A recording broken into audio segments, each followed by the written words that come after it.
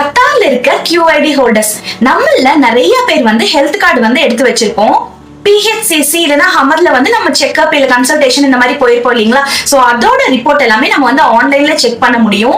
கூகுளில் my health portal அப்படின்னு கொடுங்க. அப்படி இல்லாட்டி myhealth.qa அப்படிங்கிற வெப்சைட் ஓப்பன் பண்ணிங்க அப்படின்னா உங்களுக்கு இந்த மாதிரி வரும். ரெஜிஸ்டர் நவ் ஆப்ஷன் கிளிக் பண்ணிவிட்டு இந்த மாதிரி ஒரு ஃபார்ம் வரும். இந்த ஃபார்மில் இருக்க டீட்டெயில்ஸ் எல்லாமே ஃபில் பண்ணி சப்மிட் கொடுங்க. உங்களுக்கு ஒரு இமெயில் வரும். அதுக்கப்புறம் லாகின் பண்ணணும்.